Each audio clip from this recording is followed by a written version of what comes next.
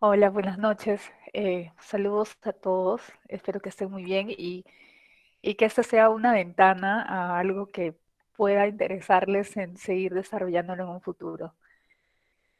Bueno, el tema es nanotecnología, diseño de nuevos materiales y sensores.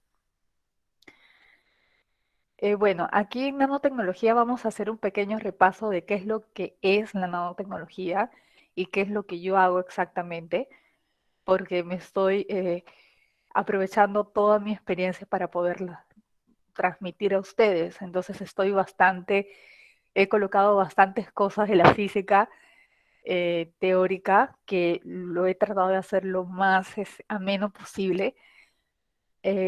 Y bueno, todo lo que te sirve esta física teórica para hacer diseño de nuevos materiales y sensores. Y bueno, ahí he colocado un ejemplo de uno de los sensores, digamos, que están ahorita tan importante, que son los kits de diagnóstico. Esos son sensores y tienen nanotecnología, pero lo vamos a ver poco a poco. Bueno, primero empezar por el padre de la nanotecnología, Richard Feynman. Fue catedrático en la Universidad de Caltech y en esa época, ¿no? 1950, no se tenían todas las herramientas necesarias para hacer nanotecnología, pero se tenía la teoría. Y agarrándose de la teoría, uno podría imaginar estos nuevos mundos, el mundo nano. Entonces él comenzaba a teorizar de qué pasaría si nosotros pudiéramos arreglar los átomos uno por uno de la manera en que nosotros queremos. Eso es lo que ahora hacemos. Nosotros podemos sintetizar átomos diseñando la forma, el tamaño y las características a nuestro gusto. Pero en esa época era una teoría, era un escenario. Y es por eso que tiene bastante valor todo lo que Richard Feynman hizo, porque nos dio la plataforma para explorar la nanotecnología como la conocemos ahora. Bueno, entonces, ¿qué es la nanotecnología? Nano es el sufijo eh, que significa uno en un millón. eh, en este caso es la escala métrica, nanómetros, y es el estudio y control de la materia a esa escala, ¿no? A ese escala tan pequeñita. Pero tiene una ventana de observación que es de unos 100 nanómetros. Dentro de esa ventana de dimensión es que se conoce que se está trabajando a un nivel nano. Eh, lo que se escape de ellos, o sea, si es más grande, está en una dimensión micro. Pero nosotros nos vamos a fijar en esa ventanita. ¿Qué es lo que sucede de 1 a 100 nanómetros? ¿Y cuál es la teoría que se ajusta a estudiar eventos en esa escala? Bueno, si revisamos la nanotecnología en el mundo, uno de los países que tiene más empresas que trabajan ya nano de manera comercial es los Estados Unidos. Es el primer país, digamos, tiene más productos al mercado y generalmente los productos que se han desarrollado más rápido en nanotecnología es la farmacéutica. Existen compuestos liposomas en inyectables, nanocristales, anticuerpos conjugados para tratar diversas enfermedades, cáncer, enfermedades de la vista y que han sido aprobados por la FDA. Entonces, constantemente lo usamos y lo estamos usando ahora con los kits de diagnóstico, pero muchas veces no sabemos que lo estamos usando. Entonces, eh, poco a poco en la presentación les voy a ir narrando el por qué lo usamos y de qué forma lo usamos.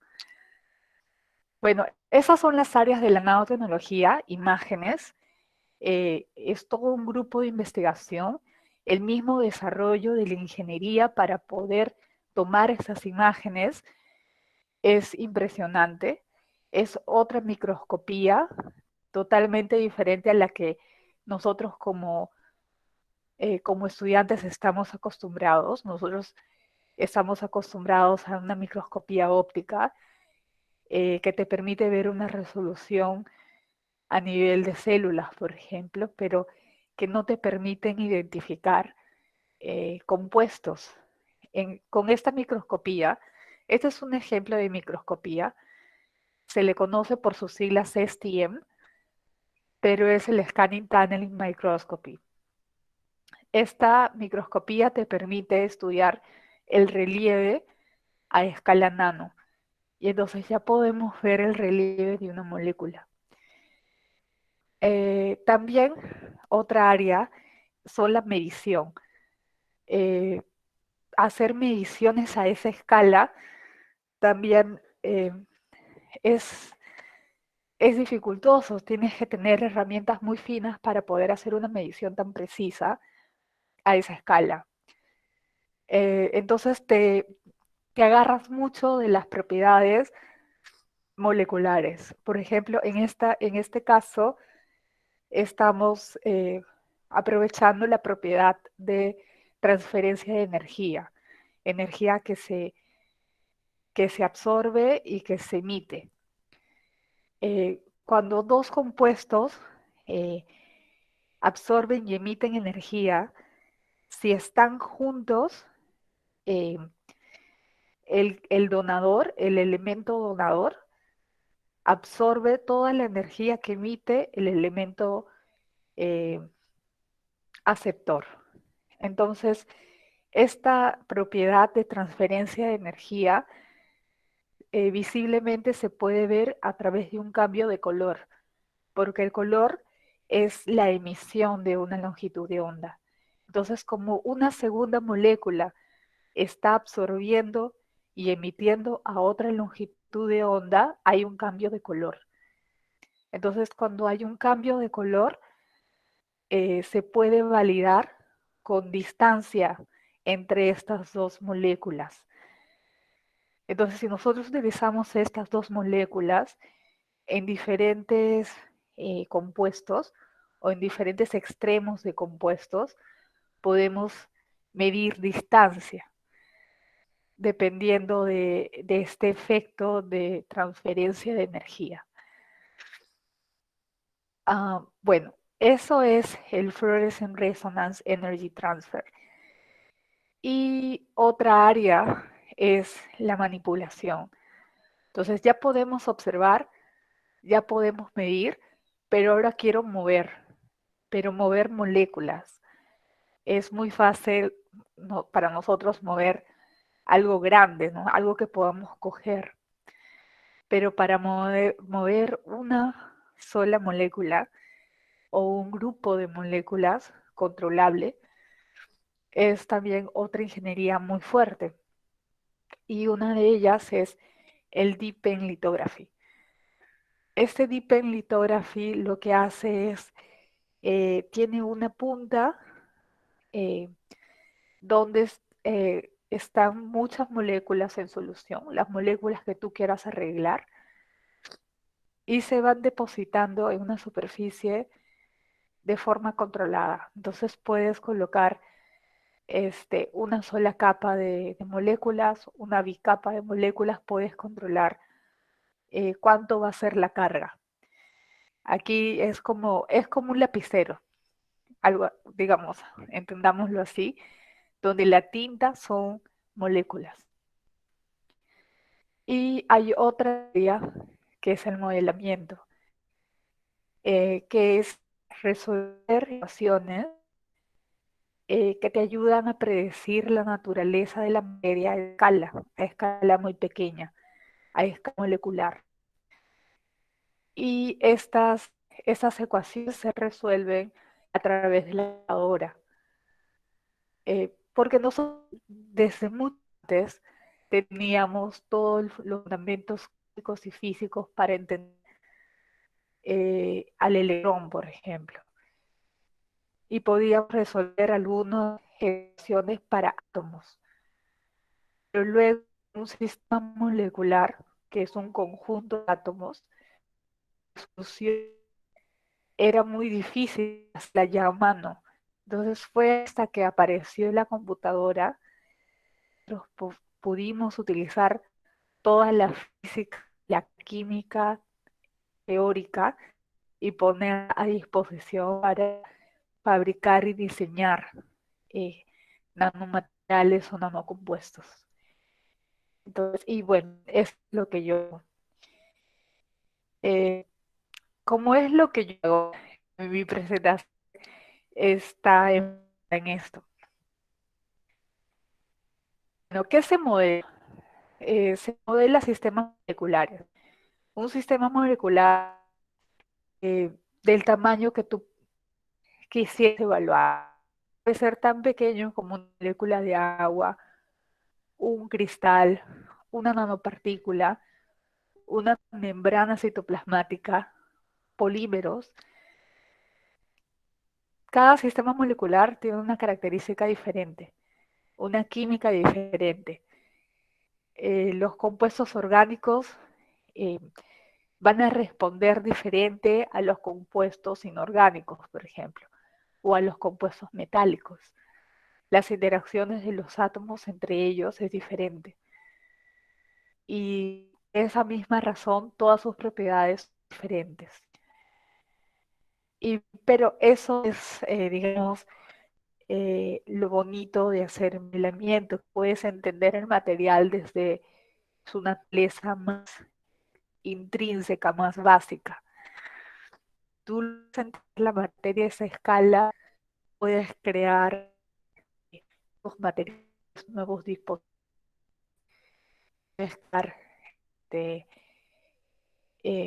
compuestos reales que todavía no. Bueno, entonces, un poco de física teórica, pero paso a paso, bien suave. El fundamento es, vamos a empezar a entender la segunda ley de la termodinámica, que es para un sistema cerrado, eh, todo lo que existe tiende al orden, ¿no? Si está en un estado de entropía alta, la tendencia es buscar el mínimo de energía, un ordenamiento natural. Esa es una ley fundamental. Ocurre en grandes y en sistemas pequeños. Entonces, aquí ejemplificó el sistema molecular como si fuera un cubo Rubik o cubo mágico para nosotros, donde cada uno de estos cubos son átomos, ¿no? Imaginemos que sean átomos. Empezamos un sistema de entropía muy alta, en un desorden muy alto, eso hace que la energía sea inestable en ese sistema. A través del tiempo, los átomos van a interaccionar y van a buscar un orden. Este orden se encuentra en un mínimo de energía, el cual nosotros conocemos como óptimo, y es en este mínimo de energía que todas sus propiedades se pueden conocer. Yo puedo modelar esto, o sea, puedo determinar cómo un sistema molecular va a evolucionar en el tiempo. Conozco la física de interacción para mínimo, donde cada movimiento de estos átomos se va a lograr en el cálculo con la solución de la energía. Bueno, la energía potencial, que es la energía intrínseca de la materia, eh, luce como un valle o montañas y, y cavidades profundas, pero hay una mucho más profunda que es el mínimo de energía. Y diferentes puntos de la superficie que corresponden a esta media, donde todo el orden no es máximo. Pueden empezar por una estructura 1,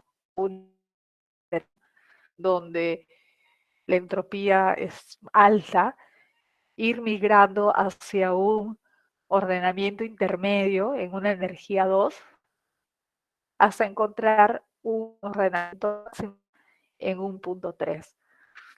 Es lo que hacemos en el modelo. Vamos viendo la progresión del sistema molecular, encontrar el mínimo de energía. Y en el mínimo de energía es que evaluamos todo lo demás. Pero como les dije, cada movimiento del cubo o cada movimiento de los átomos es solución de la energía. Existen varias ecuaciones para resolver la energía. La energía de Schrödinger, la teoría de la funcional de la densidad, el campo de fuerza, el Gauss-Grain. Hay muchos más. ¿Cuál voy a usar, ¿no?, para mi sistema molecular?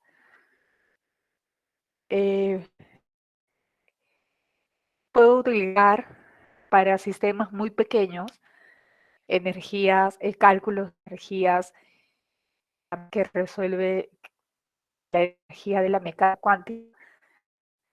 Mi sistema grande, tipo una proteína, puedo utilizar los cálculos de energía de la mecánica molecular. Dentro de la mecánica cuántica puedo utilizar la ecuación de Schrödinger o la teoría de la densidad funcional, y dentro de la mecánica molecular los campos de fuerza, que son grupos de ecuaciones. Las ecuaciones simples son las de la mecánica molecular, y son simples porque como son un sistema molecular muy grande, tienes que simplificar las ecuaciones para poder resolver tantas interacciones que hay ahí, porque son muchos átomos.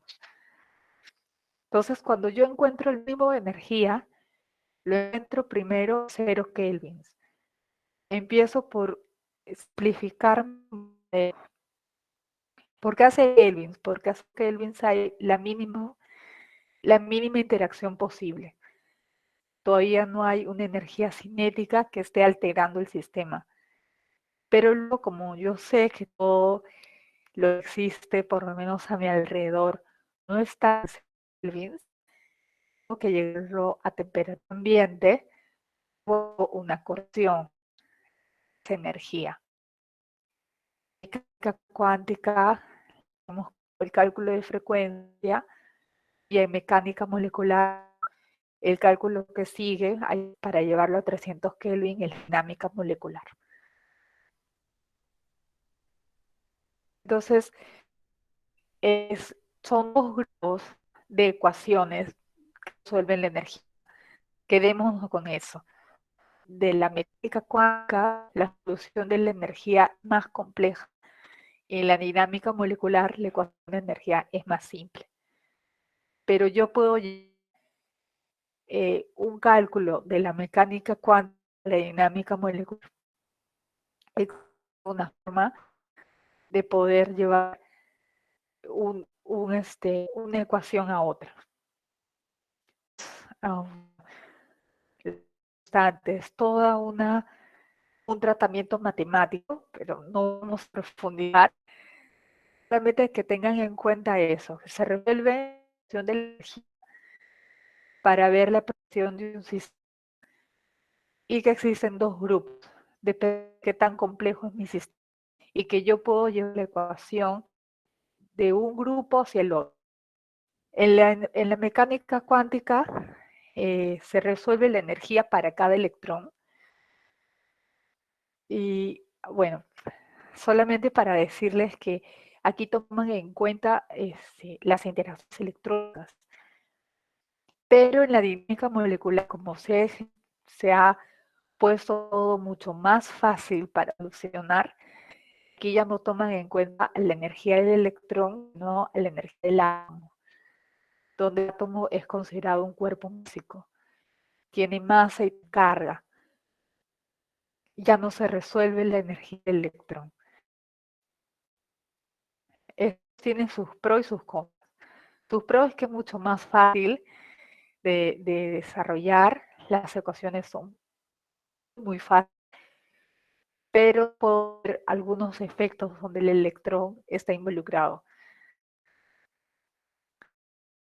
Bueno, lo más usado para sistemas moleculares grandes, como por ejemplo para diseñar un sensor a escala nano, se utiliza muchas veces la dinámica molecular.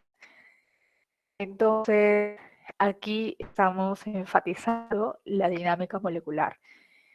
Hay también varios tipos de sistemas moleculares, ¿verdad? Hay compuestos que son orgánicos, como el ADN o las proteínas. Hay inorgánicos, como los cristales, y los metálicos. Eh, estos compuestos, estos sistemas moleculares, al ser tan diferentes, se puede utilizar una ecuación de energía universal. Tienes que escoger una ecuación que química diferente entre ellas. Entonces, esos son los nombres de grupos y paquetes de acciones. Generalmente, si usted leer un paper y está revisando, bueno, solamente identificar que para resolver la energía, dependiendo del sistema, también existen subecuaciones, ¿no? Dependiendo de la naturaleza de tu sistema, tú escoges el paquete de ecuaciones que va. Esos son algunos nombres para calcular la energía potencial en un sistema molecular orgánico. Ese es inorgánico y ese es para metales.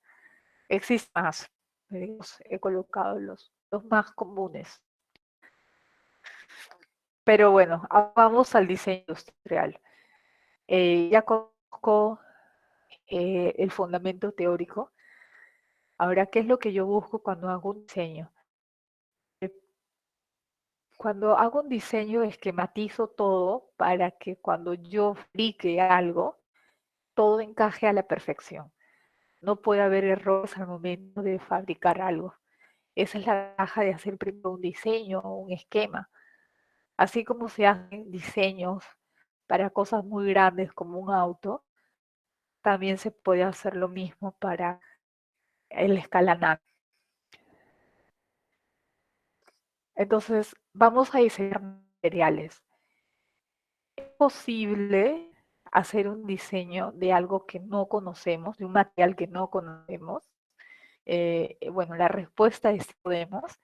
Te ayuda bastante el modelamiento molecular. Ahora se conoce de ruta de síntesis múltiples. También conocemos cómo modificar la superficie de un material y también sabemos cómo controlar la agregación de impurezas.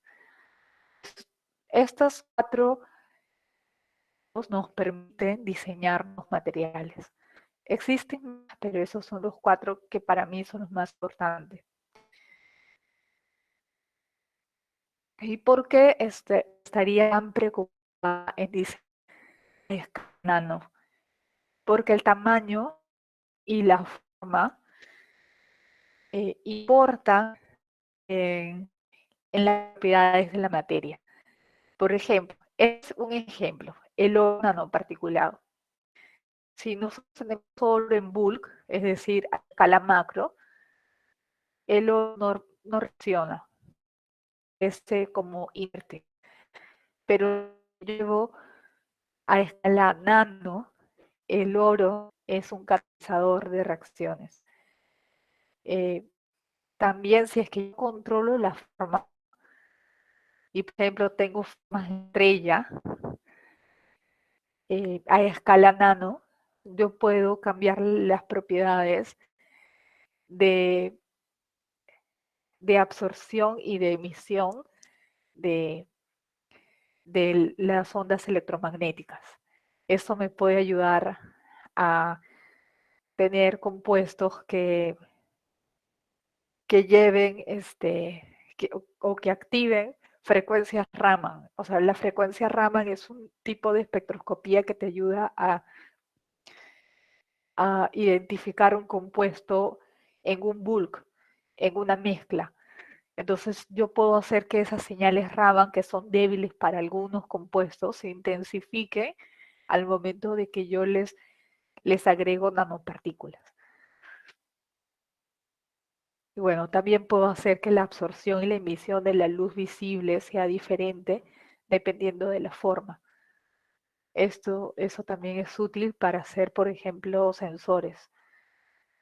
Y bueno, también puedo controlar la reacción a escala nano. Cuanto más pequeño sea un material, puedo lograr que la reacción se vea. En este caso es la oxidación del monóxido de carbono. A escala macro no existe, pero a escala nano comienza a ver. Luego puedo hacer una catálisis asistida, si es que yo combino materiales, y hacer que esa reacción sea cada vez más específica, más singular. Ya que tengo nuevos materiales, nuevos bloques, puedo construir cosas. Construir, por ejemplo, membranas absorbentes que me logren capturar un contaminante en específico. Puedo utilizarlo, por ejemplo, para plantas desalinizadoras y que tengan una propiedad peculiar de que logre atrapar las sales que yo quiero y dejar ir a otras. También puedo hacer que esas membranas sean resistentes mecánicamente para que no tenga que estar descartando los filtros a cada rato. Una forma también de arquitectura son los sensores, eh, y en específico los sensores, ¿no? Que son dispositivos que responden a especies químicas biológicas en muestras y usan componentes biológicos. Se usan generalmente compuestos biológicos como elementos sensitivos porque los elementos biológicos son específicos. Es por eso que se usan en los sensores. Su dimensión es nano, tiene una alta selectividad y sensibilidad, es decir, a una mínima presencia de analito ya está dando un resultado. Entonces ya nos olvidamos del problema de límite de detección. La lectura es inmediata o eso es lo que se busca. Tiene que ser pequeño para poder ser transportable y puede integrarse en otras cosas, ¿no? Puede integrarse en tejidos, puede integrarse en el papel y es estable químicamente y bueno, a la atmósfera. Entonces puede usarlo sin problema a deterioro. Ese es un ejemplo de nanosensor. Son superficies eh, donde se le adjunta una biomolécula. Puede ser una enzima, un anticuerpo, un aptámero, una célula. Esos son los materiales bioselectivos. Y estos van a dar respuesta. Pueden ser electricidad, un cambio de pH, puede ser un cambio calor, puede generar calor, o pueden generar, desprender luz, un cambio de color, o cambio en la masa, ¿no? Cuando reconozca el analito. Y utilizamos eh, materiales que puedan servir como un transductor, es decir, que puedan amplificar la señal.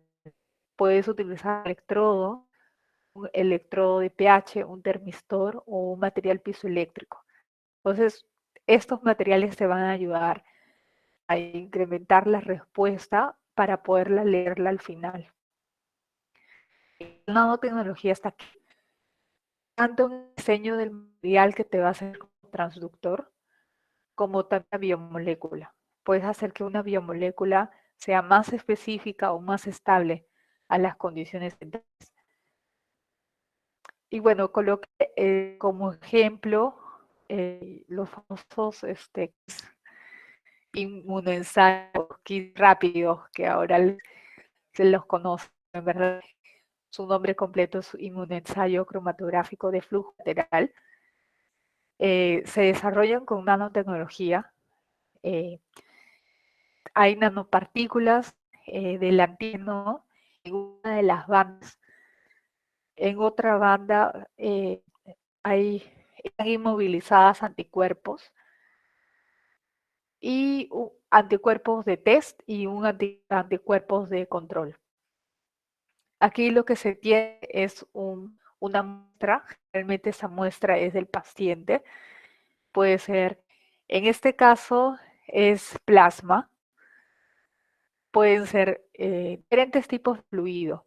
Lo que se busca en un nanosensor es que la muestra sea lo menos invasiva posible, es decir, que no tengan que inyectar al paciente o sacar muestras muy invasivas, como por ejemplo las biopsias.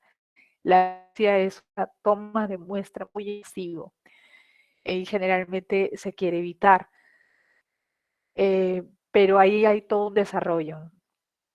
Las muestras, cuando menos invasivas, por ejemplo, lágrimas, sudor, flujo vaginal, son muestras que son fáciles de tomar, que no causa dolor y menos riesgo de tomarlas.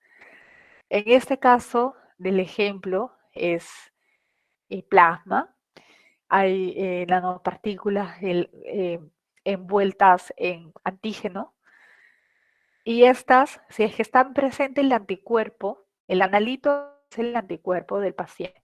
Queremos identificar si el paciente ha desarrollado un anticuerpo. Entonces, para eso yo tengo un antígeno, el antígeno del anticuerpo que quiero usar, está inmovilizado en mi kit y está una nanopartícula de oro. ¿Para qué? Porque no sabemos eso, que las partículas de oro absorben la energía de rango visible y vamos a poder observar un color. Entonces, vamos a poder ver las famosas rayitas, ¿no? Que se forman en los kits de color rojo. Por eso que se utilizan. Si el anticuerpo está presente, el anticuerpo, perdón, el antígeno se asocia. Y, y bueno, el antígeno se asocia y cuando está ya cubierto por antígeno, el cuerpo con el antígeno, este se asocia a una línea de antígeno que es afín al anticuerpo. Se forma un sándwich, el sándwich anticuerpo, antígeno, anticuerpo, que es un tipo de asociación que se le conoce como la padeliza. Y esta te da, como está presente aquí la nanopartícula de oro, te da una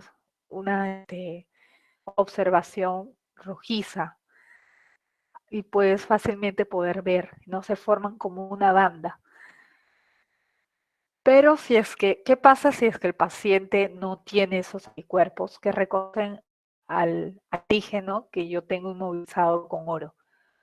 Si no lo tiene, si no está presente, no se va a asociar a esta línea, que es la que reconoce al anticuerpo del paciente, sino que se va a ir a una línea donde este cuerpo, ese anticuerpo control, reconoce al antígeno de mi kit.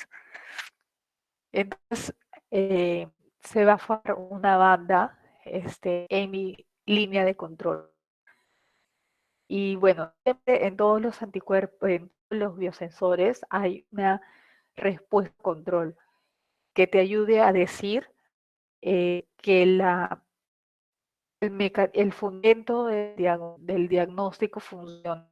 Es decir, hay presencia en este caso, del antígeno asociado. Está presente en nuestro, no es que lo simplemente no hay presencia del anticuerpo para poderse asociar a esta línea. Pero sí está presente en tu kit el reactivo. No es que hayas perdido el reactivo está presente, solamente no se ha encontrado los anticuerpos para que puedan estar anexados a esta línea. Bueno, no sé si es que se dejó entrever, pero siempre en cualquier ensayo tienes que tener una prueba control. Bueno, luego lo que haces una vez que diseñas el dispositivo es que haces el modelamiento. Puedes tener un dispositivo de un nanosensor para modelar o puedes también tener, por ejemplo, ese es un trabajo que se hizo para una entrega de fármaco inteligente para cáncer, que es el mismo principio, si lo ven así. Es una biomolécula que sensa, tiene una propiedad que se asocia a una proteína receptor, pero en este caso va a llevar un fármaco que exclusivamente queremos que llegue a las células de cáncer y no a las células que están bien, a las normales. Entonces, también en los fármacos hay dispositivos, hay un principio de censar, porque los fármacos siempre tienen que llegar al órgano que está presentando la enfermedad, no a las células buenas. Entonces, tanto para sensores, para dispositivos o como para fármacos, se utilizan biomoléculas para censar. Aquí hay solo 2 ejemplos. Y bueno, algunos ejemplos he colocado aquí de algunas investigaciones que se han hecho. Uno puede, como les dije, puede mejorar la biomolécula o puede mejorar el material que te sirve para la detección. En este caso, aquí hay dos materiales, ¿no? La nanopartícula de oro y el antígeno y el anticuerpo. O sea, hay dos naturalezas de diseño. Uno que es metálico, que es el clúster ahí de oro, y otro biológico, digamos, que es el antígeno y el anticuerpo. Esas dos, digamos, elementos yo lo puedo mejorar con el diseño. En este caso, este fue hecho para un sensor de trinitrotolueno, que es un compuesto que se utiliza para hacer explosivos. Es un elemento, ¿verdad?, que se trata de identificar, sobre todo en aeropuertos, de ver quiénes podrían ser las personas que hayan manipulado explosivos para poder identificar, no sé, posibles terroristas en el avión o que se estén movilizando. Entonces, la biomolécula aquí que se usa son enzimas que reconocen el trinitrotolueno para desempeñar un papel, una reacción enzimática, ¿no? Esta enzima está presente en bacterias, pero que se pueden aislar e incorporar en un sensor. Entonces aquí la función era mejorar la actividad enzimática para mejorar el sensor. Si tú haces que tu biomolécula responda mejor, la señal se mejora. Por ejemplo, si es que mi biomolécula es una enzima, yo quiero que la reacción enzimática sea más rápida para poder tener una mejor señal en mi biosensor. Entonces, y bueno, generalmente en un biosensor que utiliza enzimas, generalmente utiliza enzimas que tengan reacciones tipo redox, que haya un flujo de electrones presente en la reacción para poder tener una respuesta electrónica y poderlo incorporar en un circuito eléctrico. Entonces, estos tipos de enzimas funcionan muy bien para esos tipos de sensores y por eso lo empezamos a estudiar. Sí recuerdan que les dije que yo estaba en un proyecto que al principio tenía un corte muy eh, de, de seguridad nacional, entonces sí queríamos ver sustancias químicas, ¿no? Empezamos con esta enzima, identificamos por dónde era el reconocimiento del trinitrotolueno y cómo actuaba para poder mejorar la actividad enzimática. Aquí se hizo cálculos de mecánica cuántica y también de dinámica molecular. Utilizamos los dos tipos de ecuaciones que les mencioné al inicio. Eso nos ayudó a proponer una ingeniería de proteínas para mejorar esta enzima. Y luego este otro ejemplo fue para un sensor de gases, de monóxido y de ácido nítrico, que son dos gases tóxicos. Y este modelo fue, digamos, obtenido de una enzima que generalmente es un sensor natural en las células de estos tipos de gases. Porque estos gases, el óxido nítrico, es un vasodilatador. Es más, algunos lo están proponiendo como tratamiento, posible tratamiento para el COVID. Todavía está en estudio, pero digamos, esta enzima lo que hace es que se activa con el óxido nítrico y cumple funciones vitales para la célula, pero que para nosotros nos puede interesar para ser un sensor, porque naturalmente esta enzima reconoce el óxido nítrico. Entonces, en este caso no utilizamos toda la proteína, toda la enzima, sino el, el sitio de actividad específico, que es el sitio bueno, en inglés se conoce como binding site. Es el sitio donde toda la reacción va a ocurrir. Entonces, tú puedes aislar el sitio donde todo va a ocurrir para integrarlo en un nanosensor.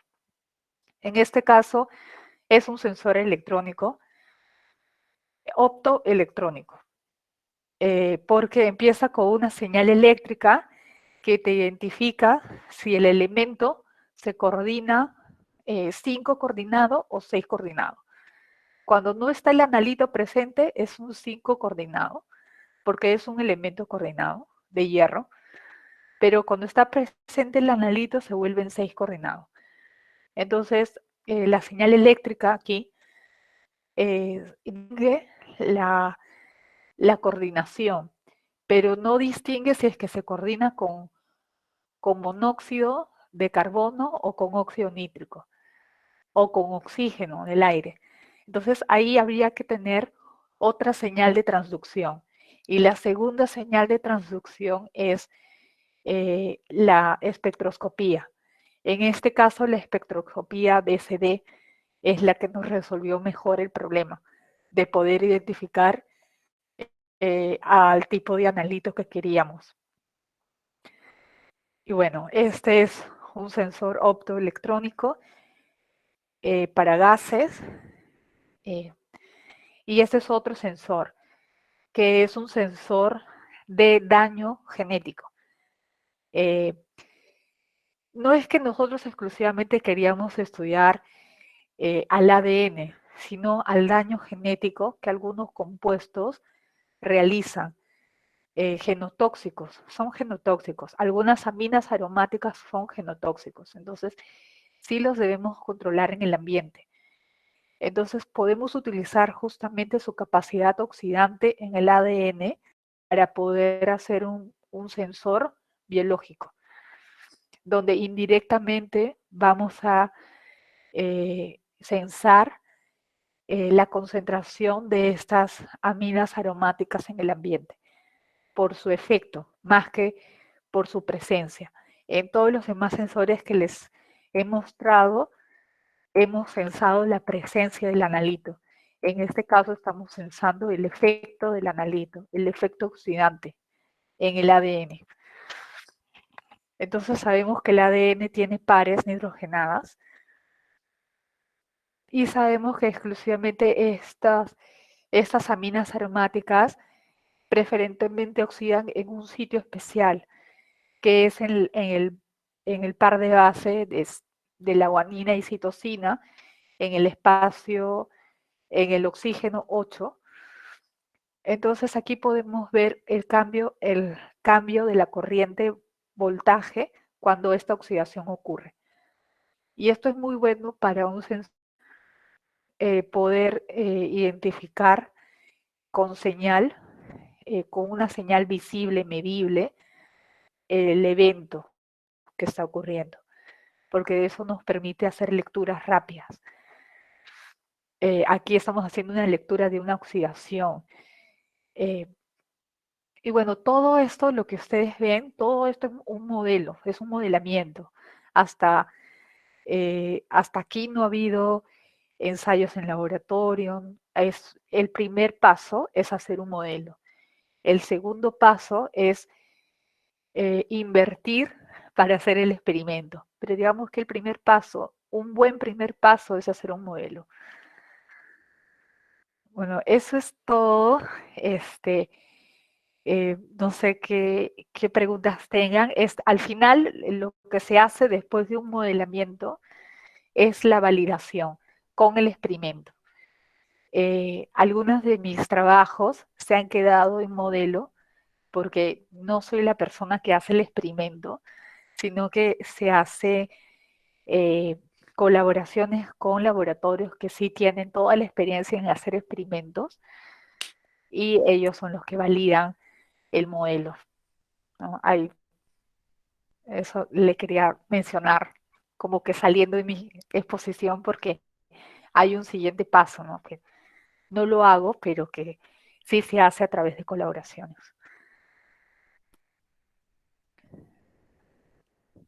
¿Cierto? Buenas noches con todos. Soy Ángel Samaniego. Soy miembro de Nexus, un apoyo de las relaciones públicas. Y ahora vamos a dar inicio a la ronda de preguntas. Si alguno tiene alguna pregunta más, puede dejarla en el chat, por favor. Bueno, para empezar, César le agradece por su excelente presentación, ingeniera. Y su consulta es la siguiente. En el ejemplo del sensor del TNT, en la gráfica se puede observar HV. Esto quiere dar a entender que hay una influencia de una radiación electromagnética en el mecanismo de acción. Sí, eso lo vimos con el modelo. Eh, esta reacción es un tipo de reacción eh, electrón, eh, electrón-protón acoplado. Es decir, hay un tránsito del electrón, pero también hay un tránsito de protón. Entonces, ¿cómo se da este tránsito del electrón? Es por la excitación de la radiación. Y de la radiación, le puse morado porque es de la longitud de onda del morado de la luz visible. Entonces, para que ocurra esta reacción enzimática, eh, se necesita una excitación para que este flujo de electrones se dé desde el cofactor FMN H2 hacia el sustrato, que en este caso es el trinitrotolueno. Entonces, eso también nos sirve saber qué longitud de onda preferentemente absorbe para dar una reacción, porque si está formando parte de mi dispositivo, yo le voy a entregar una incidencia en ese rango para que constantemente esté habiendo este flujo de electrones. O, lo que también puedo hacer, porque sé que hay un flujo de electrones, es soportarlo en nanopartículas que le aporten electrones, o puede ser una nanopartícula de oro. Y generalmente las enzimas redox se soportan en nanopartículas conducto de electrones. porque para permitir el flujo más rápido. Ujú. Ya. Está bien, profesora. Bueno, ingeniera. Bueno, Nick también le agradece por por su exposición y tiene dos preguntas. La primera es si en la detección de gases tóxicos mediante el proceso molecular, ¿qué puntos positivos y negativos puede traer el proyecto? Y la segunda es, ¿cuáles son los puntos específicos para obtener una buena validación? Ah, a ver, lo positivo y lo negativo de tener un nanosensor de gases. Eh, bueno, el positivo es que generalmente, bueno, yo empecé, bueno, como yo empecé es, yo he estado trabajando antes de hacer investigación en monitoreos. Nosotros sabemos, bueno, como ambientales, que a veces el límite de detección es una traba, o sea, a veces el mismo instrumento tiene un límite de detección por la misma ingeniería que tiene. Eso no quiere decir que el ambiente no esté contaminado, simplemente que la tecnología no te permite medir.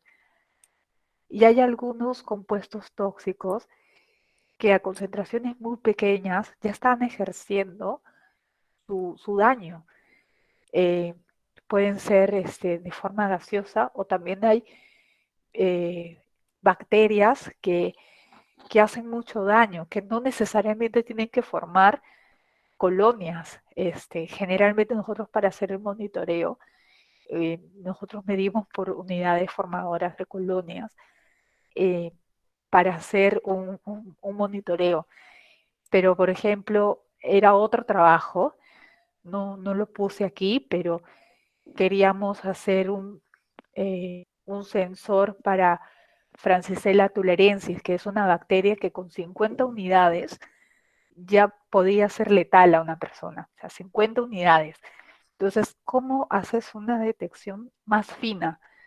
Es utilizando las biomoléculas, utilizando sensores igual de chiquitos, pero que tengan una capacidad de lectura, o sea, que yo pueda lograr leer. Entonces, creo que las ventajas de utilizar un sensor nano para gases o para analitos que estén en el agua es que puedo yo tener una detección de concentraciones muy pequeñas. De repente, unas limitantes es que eh, hacer la síntesis precisa, entonces necesitas sí tener un laboratorio y personas que sepan hacer la síntesis. Es mucho más fácil para hacer el modelo, todo está en la computadora, pero el proceso de síntesis en laboratorio toma bastante tiempo. Por ejemplo, el trabajo de allí,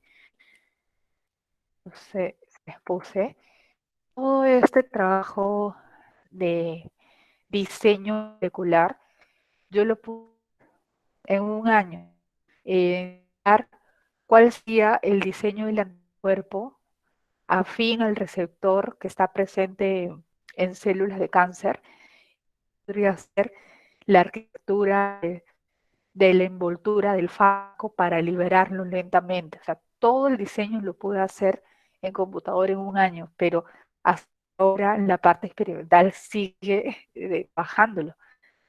Creo que, eh, y es algo que de repente a veces yo no aprendo, porque para mí está muy fácil hacer el modelo o experimentalmente leemos mucho más y entonces yo creo que, y sobre todo que te toman bastante entrenamiento. Y creo que eso es un poco limitante, estar mejor entrenado para hacer una síntesis precisa a cómo tú diseñas. O sea, yo quiero exclusivamente que mi diseño así. Yo le digo, profesora, este polímero tiene que estar movilizado y funcionalizado en las paredes, no en los bordes. En los bordes quiero este polímero. esto en la síntesis difícil. Claro, para mí ha sido fácil diseñarlo, sé que sí va a funcionar, pero en la hora de síntesis se toma mucho tiempo. Yo creo que de repente una desventaja, no conoces nano, aparte caracterizarlo. O sea, tienes que, luego que has intentado, que lograr verlos. Y es necesitas la microscopía que les dije, tomas de imágenes y son equipos muy raros y aparte de saberlos utilizar. Hay algunos laboratorios que están equipándose con estos microscopias, pero generalmente en un laboratorio solo uno o dos saben realmente usar. No es que sea un conocimiento de todos. Entonces, y solamente creo que que yo conozca, hay dos laboratorios. Uno que está en la UI, que tiene un tiempo nuevo, y uno que está en San Marcos. Bueno, que yo conozca que hay en Lima. Entonces, son pocos, también son caros. Y esa es un poco la limitante. O sea, casi al momento de modelar, aprender las fórmulas y amar un poco, pero así que si le pones empeño lo puedes hacer, pero en la parte experimental sí toma tiempo, emoción. No sé, fue lo que exclusivamente me estaba por la... Bueno, creo que Nick nos confirmará eso en unos momentos. Bueno, una última pregunta para proceder al cierre. Mónica le pregunta si puede comentar qué tanta eficiencia o éxito llegó a tener su modelo experimental. ¿Cuál de ellos? No especifica eso. Mm. Miren, por ejemplo, yo les puedo decir, de estos dos modelos, un laboratorio de San Marcos está haciendo la ruta de síntesis y todavía lo sigue haciendo. No sé cuándo lo podamos ver en funcionamiento. De eh, hicimos uno eh, con, con óxido, enzima soportado, ay, no me acuerdo si era óxido de titanio, me parece que sí, óxido de titanio, lo hizo un compañero mío que era físico, que daba respuesta, o sea, había una conducción de la electricidad cuando teníamos un ambiente saturado de gas con trinitrotolueno. Pero me parece que el problema era que, eh, bueno, pues necesitaba, lo que hizo realmente es que se apagaba y se encendía la luz y, y volvió a activarse otra vez la señal, pero a un tiempo. Después ya no funcionaba. Entonces, creo que es son buenos los kits diagnósticos con moléculas, pero también son descartables. Entonces tiene una duración de un ciclo de duración que tienes que medirlo en laboratorio. Este nosotros creo que estábamos así haciendo switch con la luz hasta llegó un momento en que ya no daba señal y es ya que tenemos que descartar porque las biomoléculas no son tan estables. Entonces generalmente todos estos kits que van a ver aquí o los kits que también he puesto al inicio son descartables. Creo que para que sean algo así, para que sean económicamente viables, tienes que producir así en escala, eh, con pozo, porque si no es que duren para siempre, tienes que descartarlo en algún momento, porque son biomoléculas, que se degradan también.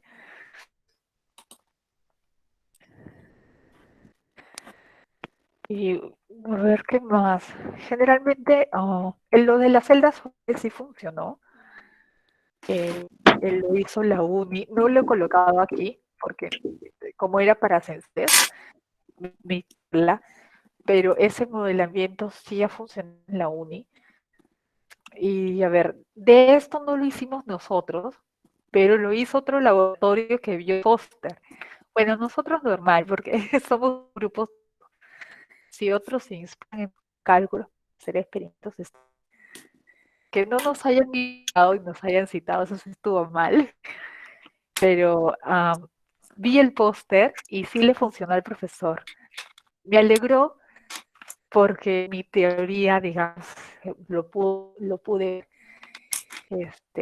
y lo que es self-assembled, o sea, depositó solamente de C, claro, como vio que en mis cálculos esa base era el que daba más señal, también se había dado con AT, entonces él hizo solamente una hebra de puro C y con diferentes agentes oxidantes y pudo ver señal eléctrica. Lo ayudan estos diseños para un experimento. Eh, pero bueno, no lo hicimos nosotros, lo hizo otro grupo y bueno, es lo que me acuerdo. De ese sí no lo hemos probado, se quedó como modelo. Ya. Bueno, hay una pregunta más de Damarish. Que, bueno, quería consultarle respecto al ejemplo 3 en el que se utiliza la enzima para reconocer el efecto oxidante de aminas aromáticas en el ADN. Pregunta si la enzima trabajaba de manera natural en esta detección o se tuvo que modificar a nivel nanomolecular. Aquí, por ejemplo, este, no ha habido enzimas. Aquí solamente se utilizó eh, la hebra del ADN. Y lo que se hizo fue, de repente no lo expliqué bien, comenzamos a teorizar, ¿no? ¿Cómo podía ser? Esto me acuerdo que fue, no me acuerdo bien si fue el 2015, pero fue algunos años atrás. Todavía no se conocía bien los nanoporos. ¿Ya? Actualmente es una tecnología en un sensor para hacer secuencias de ADN, pero en esa época esto era un modelo bien de ciencia ficción. Imaginábamos que una sola hebra pasara a través de un poro sintético. Y en el poro sintético tendría que haber contactos metálicos para poder incidir un voltaje. Y estábamos diciendo qué pasaría si es que este compuesto del ADN, esta hebra, pase por este orificio, este poro, con un voltaje atravesado, y si este ADN estuviera siendo oxidado por una amina aromática, en este caso, nuestra pregunta era si es que iba a haber una diferencia en la corriente, ¿no? En la corriente transversal. Entonces se hizo la prueba para una secuencia de bases para las dos. Luego también se hizo para otras secuencias de bases, porque estas son las secuencias de bases normales, pero luego en el ADN hay unos mismatch, unos pares no regulares, pero que se le conocen como pares no Watson y Crick, pero que existen. Y vimos que dentro de todas las posibilidades de pares, de bases, cuando se le aplicaba un voltaje hacia esta dirección de forma horizontal, la respuesta en la oxidación en la secuencia CG no se oxidaba, la respuesta eléctrica era constable.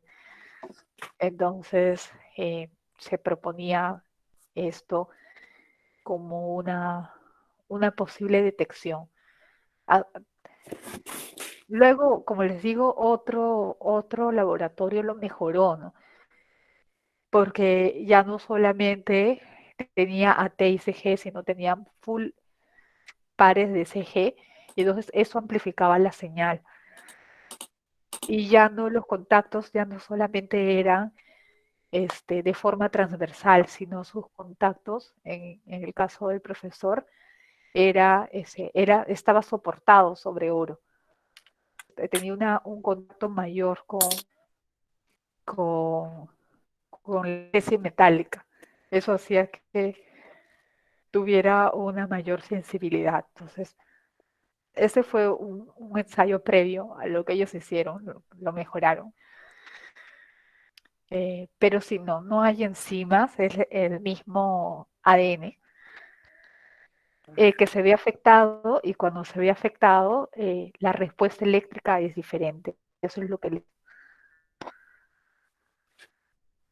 Ya, bueno, la última pregunta para cerrar la ronda, ahora sí. Nick le pregunta, ¿cuál fue la parte más complicada en desarrollar y cómo se solucionó en base a ello?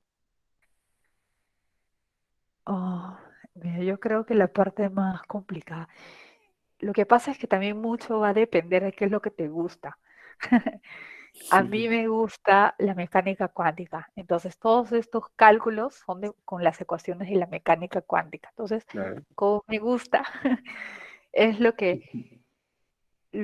o sea, si me dan un cálculo para hacer, es lo primero que hago. De repente, eso también es mecánica, esto es una combinación. Este paper también me gustó porque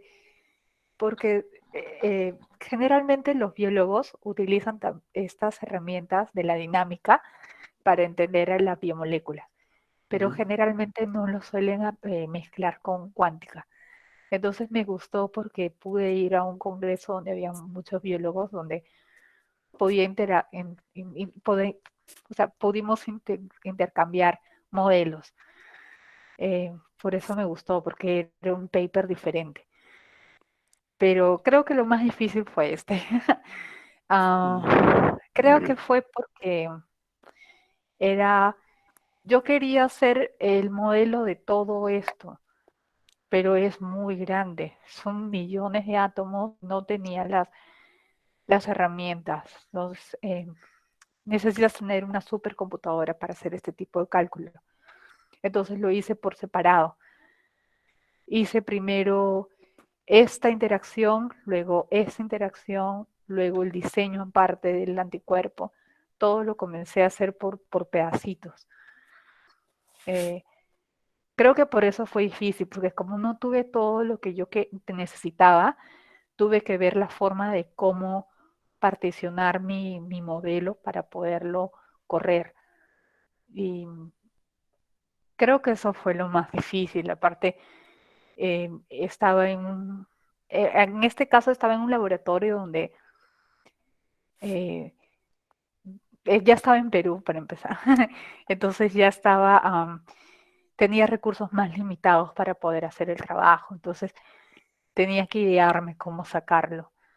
Eh, Creo que por eso fue difícil. Necesitaba muchas cosas que de repente yo tenía a la mano afuera, en otro país que aquí, pero igual se puede hacer el cálculo. Tienes que echarle más maña, pero sí se puede hacer. claro, estaba muy bien, realmente es algo muy importante, creo. No siempre disponemos de de las herramientas adecuadas para realizar un trabajo y siempre hay que adaptarnos con lo que tenemos a la mano.